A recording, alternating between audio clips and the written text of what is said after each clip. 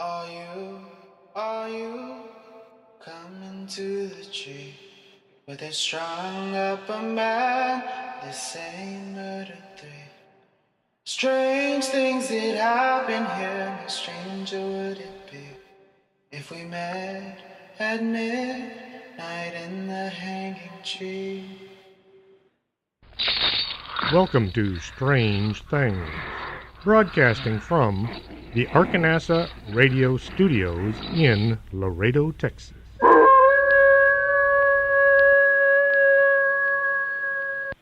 And welcome to the show. I'm your host, Chris James. Tonight with me is Jeff Crypto Hulk Stewart. This will be his third visit with us. He was born in 1972 in Carthage, Texas, grew up in Tenaha, as well as along the Sabine River. He could run a trout line and a trap line before he could read or write. Jeff attended the Baptist Christian University on a football scholarship, and later he went to the University of Colorado. He studied theology, animal science, and electronics. Jeff holds a degree in theology as well as electronics, while holding certificates as a veterinary technician. Jeff works as a journalist for Texas Fish and Game magazine, as well as other publications. He has a weekly blog on fishgame.com. Jeff has been a cryptozoologist and investigator for over 20 years, and he's appeared on the Animal Planet's Finding Bigfoot and Discovery Channel Survivor Man Bigfoot with Les Stroud, as well as Destination America's Mysteries, Monsters in America. That's Monsters and Mysteries in America. Jeff is well respected as one of the premier wildlife experts, as well as a cryptozoologist in Texas. Jeff is a lecturer and can be seen and heard yearly at the Texas Paranormal Unity Festival in Granbury, Texas, the Horror Con in Tyler, Texas, Tyler Rose City Comic Con in Tyler, Texas, and NatCon in Nacogdoches, just to name a few. I saw on your Facebook page you looked into ghosts, or do you still do that? I dabble a little bit into the paranormal, being my background in theology and demonology. I had tried to help people out a little bit, but I really don't investigate very many hauntings and things, but I do have very good contacts in that field, and I try to steer people to some very helpful individuals if they have a problem in that area. Mm-hmm. Well, it's good to know you have other interests, though. I also see that you're going to be speaking at the Huntsville Bigfoot Conference in April. What's going to be the subject of your lecture?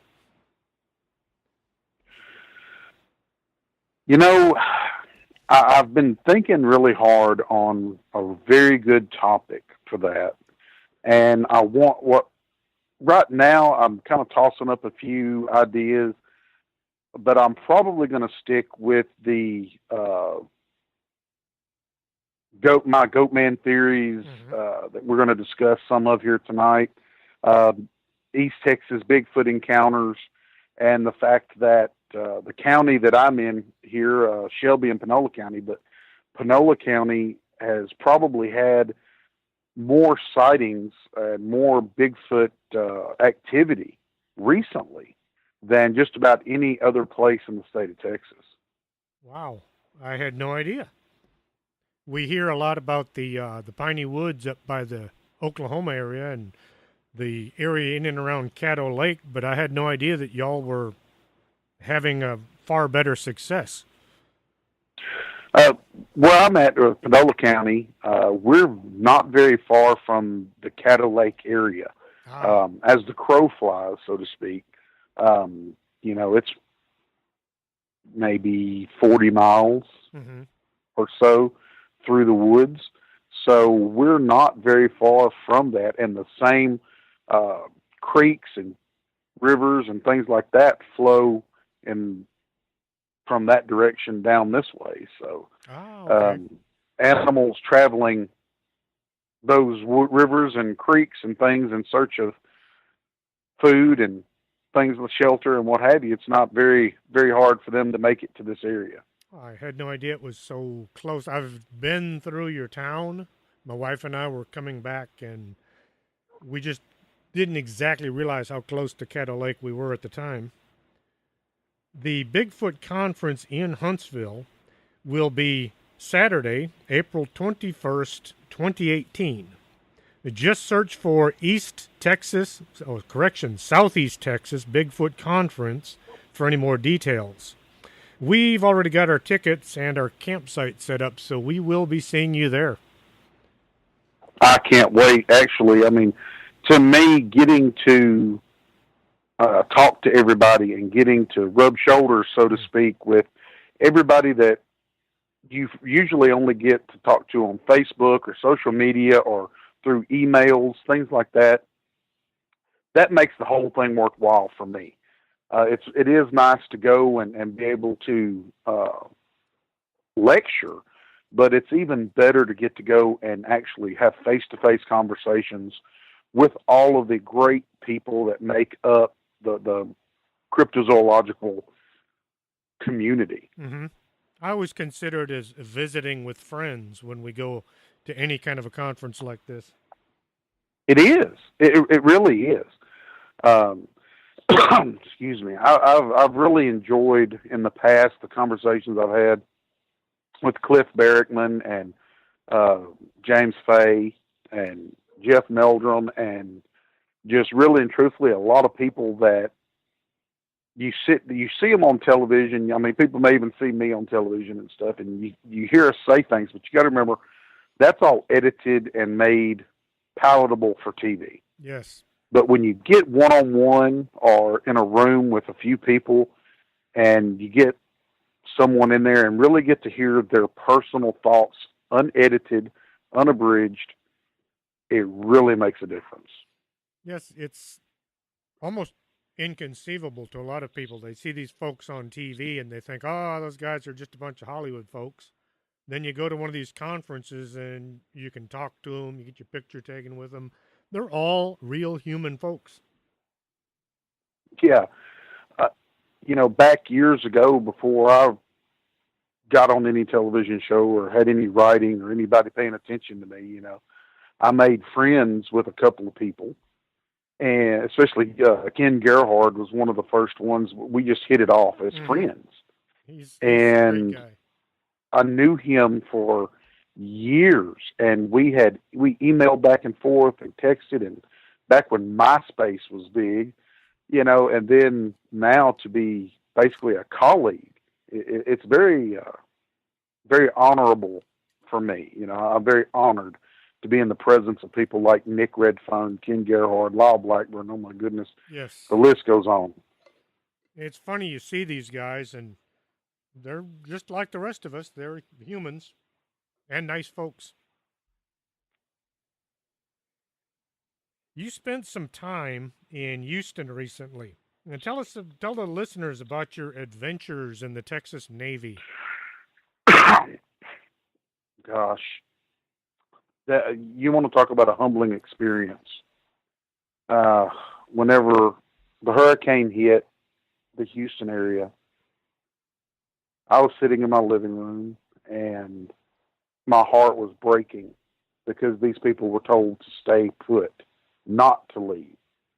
And they were not prepared for what was coming. And my heart was breaking, and I'm sitting here and I'm going, I got to do something. And a friend of mine had messaged me on Facebook and said, man, do you have a boat? And I said, yeah, I do. And he said, let's do this. And I put out a call to some other friends, and we gathered supplies. And about the same time that this was going down, a good friend of mine named Rob Gaudet, who was involved in the Cajun Navy, he called me and he said, man, are you seeing this? And I said, yeah. And he said, would you be interested in coordinating and getting boats to areas where boats were needed and rescue was needed to be effected. And I said, I'll gladly do it. But tomorrow I'm heading down there. And he said, well, just do this. And for 24 hours, I did not sleep. I answered calls from people and told them where to launch their boats. And by using Google Maps and a few other apps on my computer, I was able to put people and their boats where rescue was needed. And then the next morning or the day after at 5 a.m., I pulled out of here with my boat, with two boats actually, and two friends. And we went to Houston and we launched our boats. And from that point on, we gathered up some other people that we met, and we pulled 250 people out in 2 days just between our 5 boats that we had.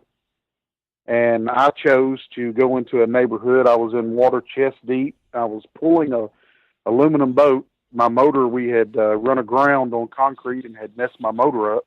Yikes. And instead of going home, I just started pulling my boat through neighborhoods and loading people in my boat. And it was a 1.5 mile walk back. And I walked back, and 6, 7 people at a time. I just kept going in and taking them out. Good Lord. The people have never been through a hurricane. They don't have any idea of exactly how rough it can be. It's terrible. Where were y'all staying? We rescued dogs. Dogs were still chained to their houses, and we even went through one shelter where all of the people working at the shelter had abandoned the shelter, left all of the dogs. There were 72 dogs that we rescued that were still in their kennels, locked up. And we rescued not just my group, but others that were there with us. We rescued every animal that we could get our hands on. We even had deer that swam up to our boats, and we pulled deer in our boats and rescued wild animals. Fantastic. What kind of accommodations did y'all have while you were there? Was it tent city, or was there actually a building you could use? When we were in Houston, we had a friend, his name was Anthony Stallone, and luckily his home was not flooded in the Cypress area of Houston, and we slept on his floor and in his chairs and on his couch and wherever he had room. He and his wife just opened their home up to us and fed us out of their refrigerator. It was just amazing. And then when we left there and we went to the Orange County, we stayed in the Evadale Fire Department and the Evadale School. Actually, one night we stayed at the fire department. The next night, the school opened its doors and put cots in there for us, and we slept on cots. And for the next 3 or 4 days, we ran rescue in the Evadale, Vidor, Orange, in that area. And they were just great people down there. They opened up their homes, their facilities, what little food they had, they shared with us, and it was a really great experience, even though it was horrible, because you really got to see what America is. We see all the bad stuff on the news, all the people throwing rocks and cussing and fighting and everything. I really wish the news would have shown more of what was going on down there, because you had people that did not care what color you were. They did not care what bathroom you used. They did not care your political affiliations or your religious affiliations. All they cared about was you needed a place to sleep, something to eat, and something dry to put on. And everybody went out of their way to make sure others had that. Did y'all get any kind of official recognition from either the cities or states? The town that I live in here in Tenaha, they actually recognized our group that went down there and did these things with a certificate of appreciation. Wow. We didn't ask for anything. We didn't Mhm. expect anything. We didn't want anything. That was one of the things, there were people that said, "Oh, y'all just went down there for the publicity." And I'm like, no, not really. I was walking chest deep in my tennis shoes, did not have any, waterproof clothing or anything, Mhm. in water that was filled with hepatitis and every other disease, raw sewage flowing into these things. And, you're not going to just go down there and risk your own life for 5 minutes of attention. Mm-mm. And, you know, we got back here and we had to take shots. I mean, it was just a whole battery of shots to combat all of the pathogens that we Mhm. were exposed to. Not to mention damage to your equipment. Yeah, I lost almost $2,000 worth of boat. Good Lord. Uh, Put a hole in the bottom of my boat and tore my motor up Mm. down there doing this. And going down there and rescuing cost me probably close to $2,500 to $3,000 before it was all said and done. And nobody, FEMA doesn't reimburse me. FEMA doesn't have any way for me to get my boat fixed or anything. And I'm okay with that. I took that on. I don't care. I'll fix it myself. It's what we would refer to as the real America. Yeah. Well, Yeah. Uh, while I was down there, this gentleman came up to me in a convenience store. He was a elderly African American gentleman, and he said, "Are you down here rescuing?" And I said, "Yes, sir." And he said, "Can I take a picture with you?" And I said, "Yes, sir, you may." And we were taking a picture, and he had tears in his eyes, and he said, "Never in my life would I ever have thought I would have seen this." And I said, "What's that, sir?" And he said, "All you white boys are down here saving us black folks." And I said, "What difference does it make what color anybody is? Mm-hmm. We're all in need." And I had the ability to help. He said, "Yeah." He said, but I didn't think, he said, "I didn't think all you rednecks," and that's what he said. He said, "I wouldn't have thought all you rednecks would have come and done this because y'all are supposed to hate us." Mm-hmm. And I looked at him and I said, "You watch too much news because we don't hate y'all." I said, "Anybody that hates somebody because of the color of their skin is an idiot Mm-hmm. and a dangerous individual." And he and I hugged, and he said, "Well, can we pray together?" And I said, "Yes, sir, we can." And before it was said and done, we had about 15 people huddled up in this little store, the owner of which was a Pakistani gentleman. Mm. And he came over and he said, "Can I hold y'all's hand? Can I pray with y'all?" And I said, "Well, yes, sir, you can." Uh, he said, "I didn't know if I'd be welcome because we don't have the same Mm-hmm. God." And I said, "Hold up just a minute." I said, "I don't care who you pray to. We're praying in general right here." I said, "You're not going to be treated different, and I don't care who you're praying to right now. You pray to your God, I'm going to pray to mine. We're going to pray right here." And we did. And it was a wonderful moment, and it was a humbling moment. Indeed. It sounds like y'all were at the right place at the right time to do the most good for a lot of folks. Yes, sir. In total, the Texas Navy, we pulled out over 5,000 people. Mm. We delivered. I can't remember the exact amount, but it was in the tons of food and supplies. Not one tractor trailer load, not one truckload, but dozens, hundreds of truckloads. There were people that were coming from as far away as Mississippi, Alabama. We had people that called us from Wisconsin that said, "Man, I'm on the way. I've got a trailer loaded down with water and food and toilet paper and supplies. Where do I need to bring it?" So it was America that stepped up to help. Mm. Well, I will thank you from the bottom of my heart. I don't live in Houston, but I do have some family in that area. Where in the world did you get the name Crypto Hulk? Well, honestly, the Hulk is my favorite comic book character. And I grew up very rural, and comic books were one of the best things. Back in the 70s, there was no satellite television. You had 3 channels, and only 2 of them came in very well. So, Bill Bixby played the incredible, Bruce Banner on TV, and Lou Ferrigno was the Incredible Hulk. And I loved that television show. Lou Ferrigno was a hero of mine.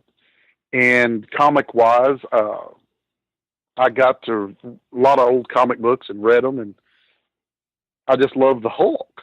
Well, I got to be a pretty big guy myself, and playing sports and things like that, I always took on the persona of like a Hulk type character, Hulk smash kind of thing. I was a big guy, defensive lineman. And later on in life, whenever I got into cryptozoology, and, lots of people have their thing. My goodness, you look at Ken Gerhard, his signature hat that he wears, Yes. Lyle Blackburn's hat, they're similar but different, and which one is Lyle, which one is Ken, and Nick Redfern has his bandana that he wears, and oh goodness, just about everybody has some signature to tell them apart. Mm-hmm. And whenever we got on Facebook and things, and you had to pick a name, well, everybody was picking not their real name, it was a nickname, and which I was always called growing up different nicknames and different things and what have you. And I just kind of put one of my nicknames and what I was doing together, and just kind of got that as a way for people to recognize me from the crowd. Mm-hmm. That's an interesting name, I must admit. Well, let's get to the subject of the night. The Goatman has been reported all over from Maryland to Texas. Now, do you think these sightings are of the same or similar creature, or do you think it's a bunch of different creatures that are all being called by the same name? I can't really attest or testify, or whatever you want to call it, to what goes on up north. I have not investigated into any of those alleged Goatmen, but I have done a lot of investigating here in Texas, especially here in East Texas. We've had a lot of reported sightings around the Lake Merval area, and even had a few up around Caddo Lake and things like that. Reported Goatman, and most people are calling it a Goatman because they say it has horns on its head, rather than it actually looking like a goat and a human. But since it has horns, they've called it Goatman. Mm-hmm. And one of the theories that I've been working off of is, what if these really aren't goat men, so to speak, but what if the Bigfoot, if the Sasquatch, are wearing the horns, wearing the headdress, basically, of the animals that they hunt and they kill, like deer, goats, different things like that, on their heads, as many Native American tribes did and used while they were hunting. They would often wear the hides of deer and elk and antelope and wolves, even coyotes, and they would even wear like the as kind of like a hood for ceremonial reasons, and whenever they were trying to sneak up on prey, on game to eat, they would wear some of these because it would allow them to get closer to other animals. And so I posed the question as to what if these Bigfoot creatures, Sasquatch, was not doing some of a very similar type thing. Mm-hmm. That is a very interesting concept. I'd never even considered that. How about the Goatman of Louisville, Kentucky, the Pope Lick Bridge? He's supposed to have some kind of hypnotic power. He lures people to go out onto this bridge, even though they don't see him. Supposedly he can control their mind from a distance. Have you had any similar reports of anything in y'all's area, or is this something typically unique to that Kentucky area? That's pretty much unique to that area, other than here in Texas, we have the Goatman Bridge, mm-hmm. Which is, a very interesting story. But, I think like some of these sightings are more paranormal than they are cryptozoological. Mm-hmm.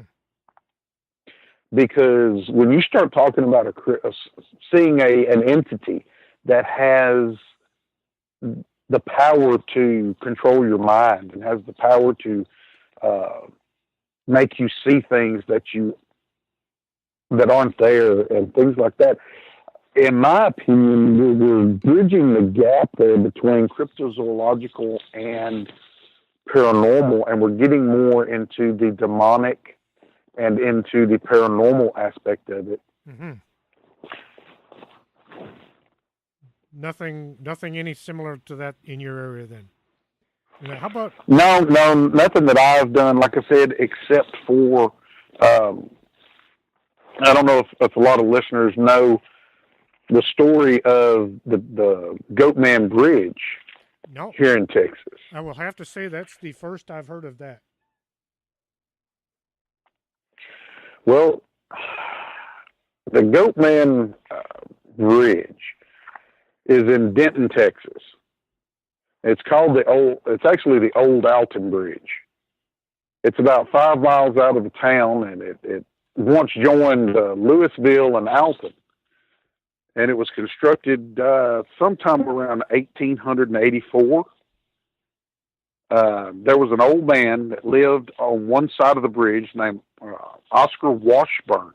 I've heard of him. And Mr. Washburn was a well-respected African-American man.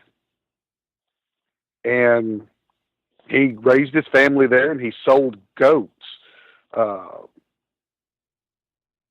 1938, 35, 38. And he had a very good reputation as being an honest man, a hardworking man. People say he had just an impeccable character. And, back in that time, African-American people, were treated pretty bad. Mm-hmm. But for an African-American man, he was respected.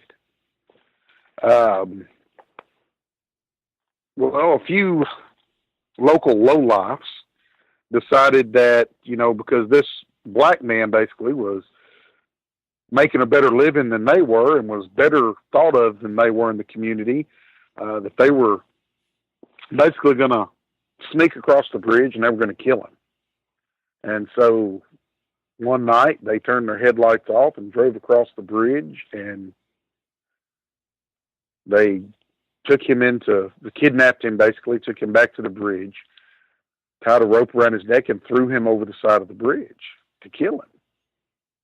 Well, as they were sitting there laughing and having their jollies because they had just killed this poor unfortunate man, one of the guys looked over the side of the bridge and there was an empty rope. There was no one there. Now, they don't know whether they didn't tie the rope good. When they threw him over, it come untied and he went on down and hit the creek water, or whether something supernatural happened. They really don't know, but he was not there. They searched for him. They couldn't find him. So this so infuriated them, thinking that he had escaped them, that they went back to his home. They drug his family out and they murdered his entire family. Man. Later on, yeah, it's bad. Later on, people started to see and hear things on that bridge. They saw a man that was standing there in rags. His clothes looked like rags, but he had goat-like features to his head and body, and was always with a herd of goats, and there were no goats there. And it said that if you, even to this day, if you go to that bridge and you sit there in the dark, you can hear goat hooves walking on the bridge, and when you turn a light on, there's nothing there. There's been lots of encounters with this entity, this Goatman, on and around that bridge for, nigh on close to 100 years now. And that, to me, as far as a Goatman tale, that's about as horrific a tale as you can get, because it's true. Yes, it is. Is this bridge still serviceable, or is it just like an old ratty bridge now? Well, they built a new bridge right next to this bridge, but this bridge is still there. It's still standing. People can go to it to this day. Matter of fact, you can go on YouTube and see where many paranormal groups have went to this bridge and done investigations and things, and it's quite interesting. If you go on YouTube, you can just type in the Goatman Bridge, and it'll take you right to some of it. I guess I'll have to do that as soon as we're done here tonight. Now, how about the Goatman of Lake Worth? What can you tell us about that? The Lake Worth monster. Yes. The Lake Worth monster, really, it's hard to say on that, because there have been people that have come forth now that were young back then that have claimed that they were hoaxing people. So you don't know whether they really did it or not. And, back in 1969, I believe it was.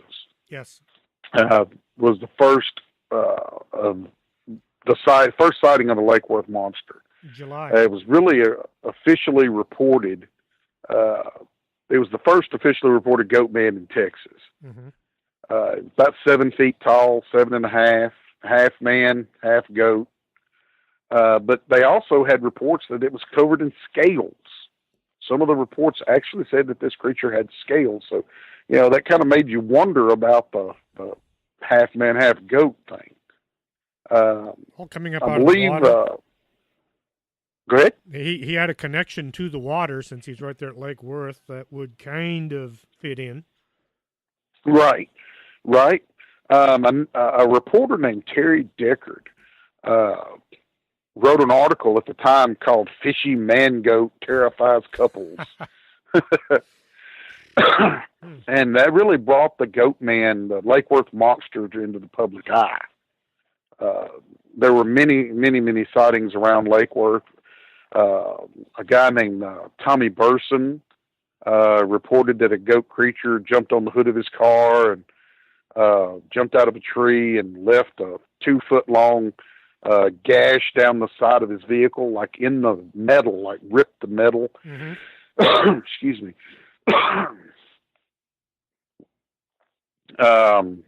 And it was only like after that encounter that the local police took any of it seriously. Mm-hmm.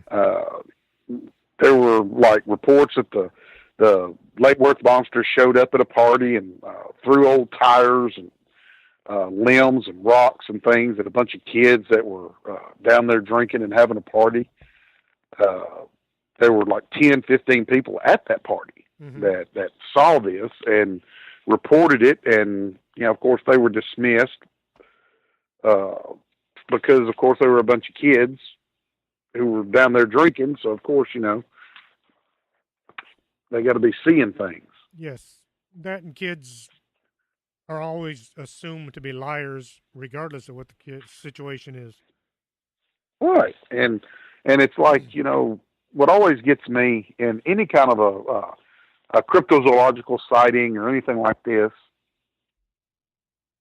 the same person that if they went into a court of law and said, I saw John shoot Billy and kill him or whatever, his word would be immediately believed, and police would go out and investigate and do whatever.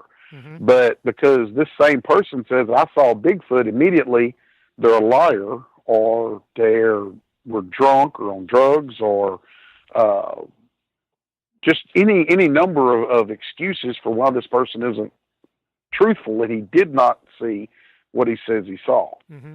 It's a knee-jerk reaction by the press and law enforcement usually, that if it's a little bit unbelievable, it's 100% unbelievable. Right, and it goes back to a line in a movie, and I do not remember which movie it was, but it made a lot of sense, where this woman had seen a murder take place. And when they asked the woman what she did for a living, well, she was a prostitute. And then nobody believed her. And one of the detectives says, why do all prostitutes have to have bad eyesight? Mm-hmm. Everyone's like, oh, you didn't see what you saw because you're a prostitute, and it makes sense. And it's the same way with, cryptozoological stuff. I get reports from people that never want their name used. Mm-hmm. They don't want any publicity. And I have preachers, teachers, police officers, I have housewives, I have mechanics, I have people from all walks of life. And, it's got to add a little bit of credibility whenever, you get a phone call from somebody and they say, look, I don't want you to use my name. I don't want to be associated with this in any way, but I got to tell you what I saw. Mm-hmm. What would be their reason for lying if they don't even want their 15 minutes of fame from telling their story? They don't want anybody to know it. Mm-hmm. Yeah, they've got this story stuck inside their head. The only way they can deal with it is by telling somebody. And that all of a sudden makes them a bad person in some people's eyesight. Oh, yeah. I mean, goodness gracious, I have been ridiculed and made fun of, and just all kinds of things, because I have written books about Bigfoot, and I have been on TV shows about Bigfoot, and playing, and I've seen them face to face. I can't unsee what I saw. I can't change what happened to me. Your phone has suddenly gone really weird sounding. Uh-oh. Is that better? Yes. Okay. I can't unsee what I saw, and I can't change what happened to me. And because I'm the type of person where I'm a big old boy, and if somebody wants to call me names or whatever, well, I'll tell them, come do it to my face, and we'll see how brave you are then. But as long as they're standing off or just making snide remarks, I don't care about them. Mm-hmm. Forget about it. If Bigfoot, it's like I tell people, if Bigfoot is a hoax, if everything about Bigfoot is a hoax, then it is the biggest, most well-constructed conspiracy in the history of the world. Mm-hmm. Because we've got people from one end of the United States to the other, from one corner to the next. Canada, every major country in the world has some sort of Bigfoot-type creature sightings reported. Mm-hmm. From the orang pindak to the Almas to the Yeren to Bigfoot, Yeti, Sasquatch, you name it. Goatman, all of these humanoid entities, these creatures, are spotted all over the world. So, we have people from every walk of life. You have all age groups, all sexes, seeing these creatures and reporting them.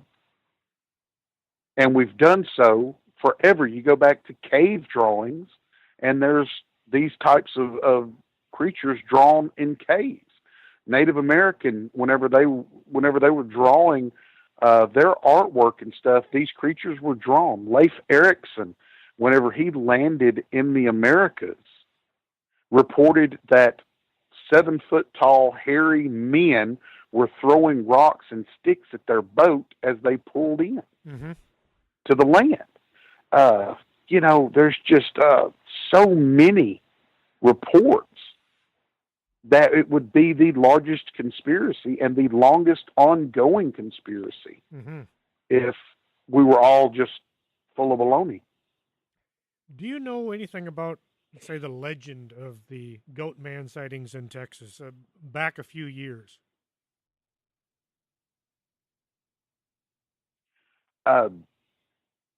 Really just the Lake Worth monster was the first that I ever heard. Back when I was a child, growing up in the 70s, of course, it was big then. But since then, it had kind of calmed down. And then I'd say about 10 years ago, I started getting reports from local people around Lake Merval and around Lake Nacogdoches of a similar creature with horns on its head. And I had just dozens of people come in and once they knew that I was investigating this kind of stuff. And I even had people tell me, that their grandparents had told them stories about seeing the Goatman. And these are people that never told another soul, and it really went undocumented and untalked about for so many years. I had one lady that I had actually had dated back when I was in high school. She had never talked about any paranormal, anything cryptozoological, anything ever. We've remained friends for the past, 25 or so years. And whenever it got out that I was going to be writing about the Texas Goatman and stuff like that, she contacted me and said, back when we were teenagers, the lady that's her sister-in-law now, she said, we had an encounter with the Goatman.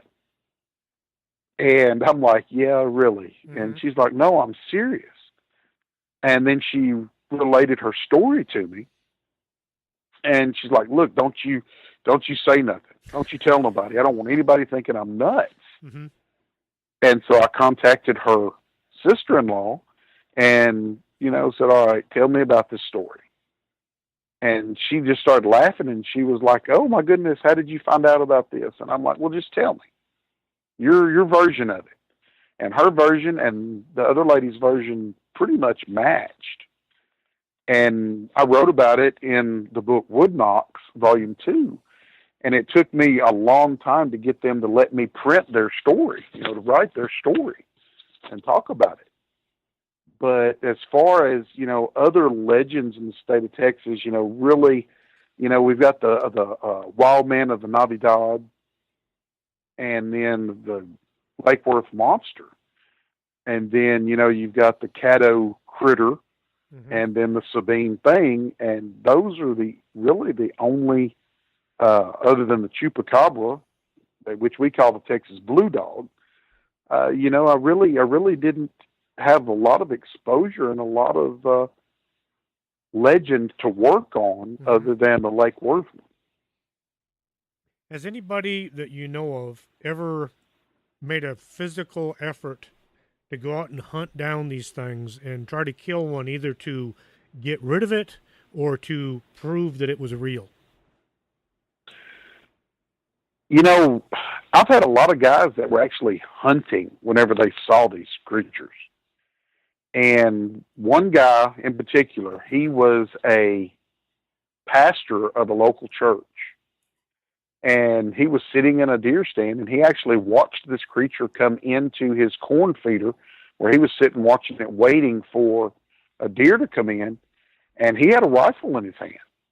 And he said that he was scared that if he shot it, he wouldn't kill it and it would come get him. And I've had a lot of people that have, I'm going to go hunt this creature down, and they've went out. I've went out not to kill one of these creatures, but to try to get evidence. And I have designed. I'm very proficient with archery equipment. I'm a very good bow hunter. Used to shoot tournaments and win a lot of archery tournaments and things. So I designed an arrow which would take a sample, a DNA sample. Mm-hmm. The tip of the arrow basically has a hollow tube with a set of backward facing teeth in it, so that when it went in, it would like cut a cookie cutter sized, Ouch. probably a dime sized chunk about half-inch deep out of whatever you shot with it, and it would just fall off. Mm-hmm. And so I've been out trying to get close enough, but with archery equipment, you've got to get within about 50 yards or so of something in order to be able to hit it. So I haven't had any luck as of yet, but I'm hoping. Have y'all found any physical evidence of the Goatman? I have hair samples. I've gotten scat from people that say it's from the Goatman and things like that. The hair samples that I've gotten, looking at them under the microscope, I actually have one set of hair samples that I cannot identify. Mm-hmm. I have compared it to every hair sample of every animal that would be native to East Texas here, and it does not match any of them. But the biggest problem with, samples is getting them tested, because it costs money to get a lot of this stuff tested. And I have samples that are in my freezer, they're sealed up in the freezer. But until, more funding becomes available for this type of stuff, it just sits there. Mm-hmm.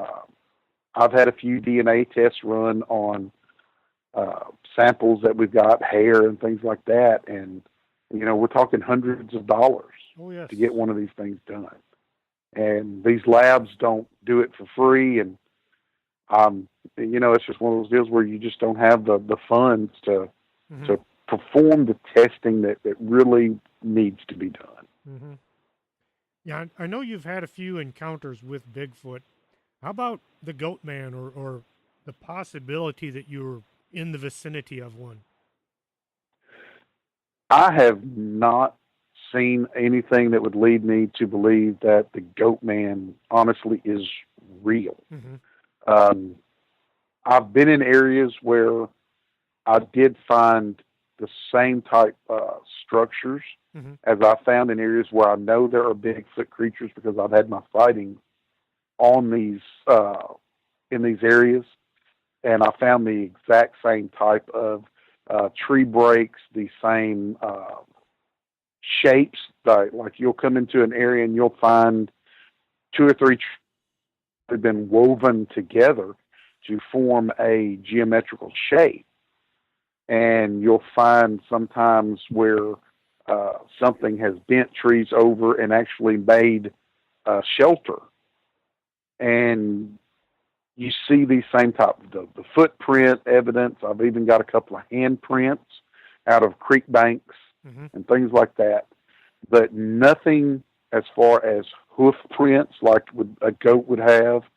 And I have seen nothing to lead me, other than the eyewitness reports, about the Goatman. I personally have yet to see the horns coming out of something's head. Have you ever been out either doing an investigation or just hunting or taking a stroll through the woods and run into someone or a group of people out there doing a cryptozoological investigation? Somebody's come in from outside. No. And Where I go, it's all private land. Mm-hmm. I'll usually, get permission from landowners and people that have land leased. And so they know I'm out there, and usually they leave me alone.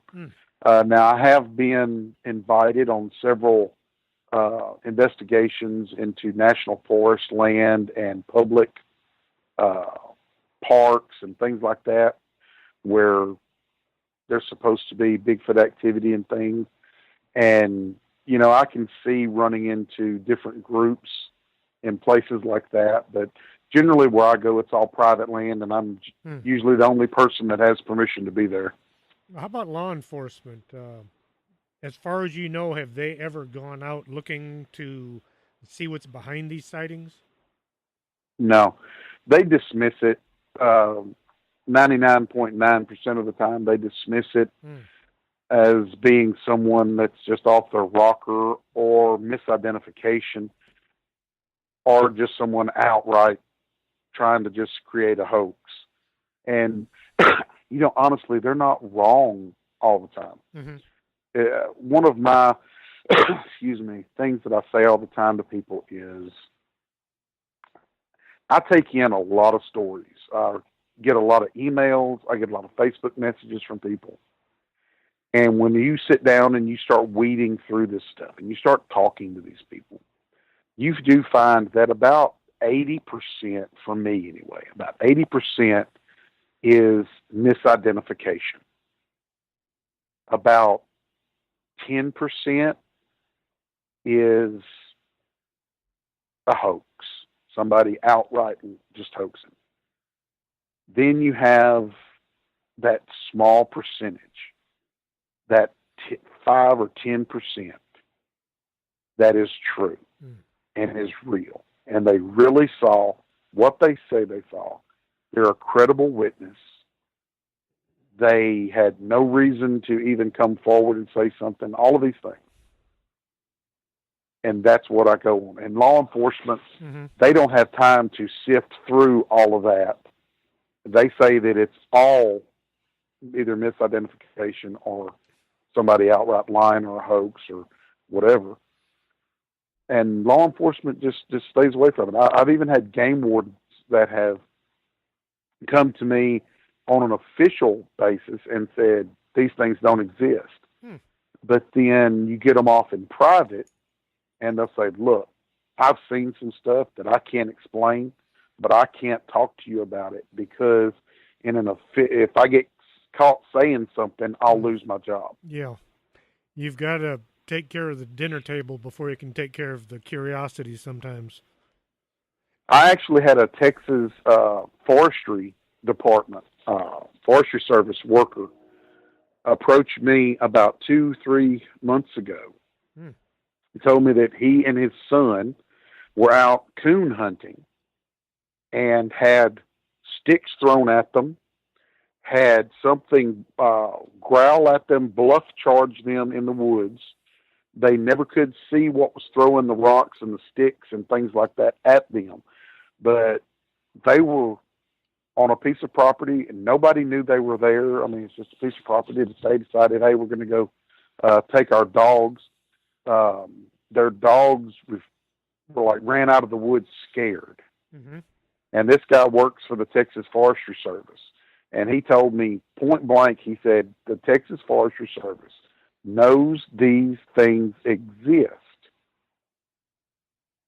But imagine this, and this is what I tell people all the time about my work in the Black Panthers and cryptid cats and things like that. If you have a state that it's one of its biggest industries is logging and timber and lumber production, and you come up and you say, okay, guess what? We're recognizing this animal as living here. Then this is the most endangered species on the planet. This is the most unique species. All of a sudden, you cannot cut that timber. You cannot do any kind of what I want to say. Harvesting of wood.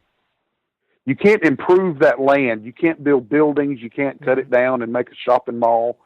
You can't do anything with that timber. And all of a sudden, all of East Texas, which relies on the timber industry, becomes one big laboratory where all of these animals are being studied, and we lose billions of dollars worth of industry and income. I can see your point. I can see their point. They're not going to let that happen until somebody brings. And this is a sad thing. I don't want to ever see any one of these creatures killed, but until somebody drives up on the doorsteps of a local news station, because you better not go to the government, because they're gonna cover it up. Yes. But until you pull up to CBS, ABC, NBC, somebody like that, and dump a body out of the tailgate of your truck and say, "There it is, boys," nobody's gonna pay any attention to it, and they're gonna keep saying that you're full of hogwash. Mm. Are there any other cryptids that you've looked into? Oh gosh, yes, I do a lot of research into cryptid cats, black panthers, specifically. And in that research, we have gotten some really unique photographs. We've gotten photographs of long-tailed bobcats. People sit here and say, well, bobcats got a little short and nubby tail. We've got pictures of bobcats with tails that were 8 and 10 inches long. That's something I've never seen. But then I live in a different part of the state than y'all do. Right. We've got pictures of solid black bobcats. I've heard of that from Chester Moore. Well, I work with Chester. Chester and I, we have the Southern Panther research project together. I understand he's going to be at the Southeast Texas Bigfoot Conference as well. Yes. I'm going to tell y'all what. Anybody listen, this Southeast Texas Bigfoot Conference is probably going to be the best Bigfoot conference that has been put on in years in Texas. This thing, I mean, we have got people coming to this thing, and I'm so privileged to be counted among these people. Mm-hmm. I mean, if people go and look up that Southeast Texas Bigfoot Conference and look at the poster of all the names that are going to be there, it's like, wow. It's pretty impressive. Like I said, I've already got my ticket, so I'm going to be there. Well, I'm going to be there, and I'm going to look. I look forward to shaking your hand myself, personally. Oh, I will. And I look forward to meeting anybody. And people got to remember this: I am an open book to people. When people come, if somebody wants to come up to me and sit down and have a long conversation, I'm up for it. If somebody wants to see me at dinner or something, and somebody wants to come sit down and have dinner with me or whatever, I'm not one of these people that gets offended by that or whatever. I love everybody, and really and truthfully, if I didn't want to talk to people, I shouldn't be in the field that I'm in. You said you had finished that book, Wood Knocks? Excuse me. Sound like you've inhaled something. I did. I had a cough drop in my mouth, and it was down small, and I just went down the wrong pipe. Hate it when that happens. But I'm okay now. You said you'd finished your book, Wood Knocks? Wood Knocks Volume 2. Uh-huh. It is available on Amazon. You're going to have plenty there at the show, I hope. Yes. Gonna have them at the show. Glad to autograph them. If people not going to be able to make it to the show, if they'll contact me through Facebook, I will be more than happy to sell them a book and autograph it and write a little something in it if they want or whatever. That'll be there. Oh my gosh, people pick up Wood Knocks Volume 1. I actually did not contribute as far as writing in there, but in Wood Knocks Volume 1, Lyle Blackburn actually wrote pretty much almost a whole chapter about me and my encounters and my adventures in that book. And Lyle has covered me in several of his books. So pushing one of my buddies there because he writes about me a lot. Lyle Blackburn is, if you read any of his stuff, it's amazing. I've had the privilege of listening to him at several conferences, and he is an interesting individual between writing and music and producing and lecturing. Oh, yeah. And Lyle is just, he's a good individual too. He and his wife are just salt of the earth kind of people. I mean, talented musician, a talented writer, been making some documentaries lately. He's just a great guy. He's a good friend. I'm privileged and lucky to actually call him a personal friend. So I do have another book that will be coming out shortly. I'm putting out a cookbook, a venison cookbook. Oh. Yes. Good friend of mine, an author, Dennis Waller. He has written a couple of Bigfoot books, but also he and I got together and decided that we were going to put out a venison cookbook. Me being the outdoorsman that I am, he was kind of like, hey, you know all these good recipes and you're always posting them on Facebook. Why not put them in a book? So that will be coming out shortly. That is something I'll have to look into, even though I'm not a very big venison eater. I do have a tendency to collect books. Well, but the good thing about all of my recipes is you can substitute any meat you want in my recipes, and they're just as good, except for fish and most of it. But chicken, beef, pork, lamb, I mean, anything that you like, or if people out there are vegetarians, most of my dishes you can use tofu and the vegetarian substitute, the soy meats, you can substitute those in a lot of them. Wow. If folks wanted to get a hold of you, what would be their best way right now? Oh, gosh, man, Facebook is probably the largest and easiest way for people to get a hold of me. You don't Jeff have a website? Crypto Hulk Stewart. I have professional pages. I actually have a Texas Goatman page that they can go to and contact me through that, or Jeff Crypto Hulk Stewart fan page, or just my personal page. Alrighty, I'll try to put a link to that on the show after it goes out. Any new happenings down around y'all's ranch? Sightings? Well, actually, my son had his first sighting a short time ago.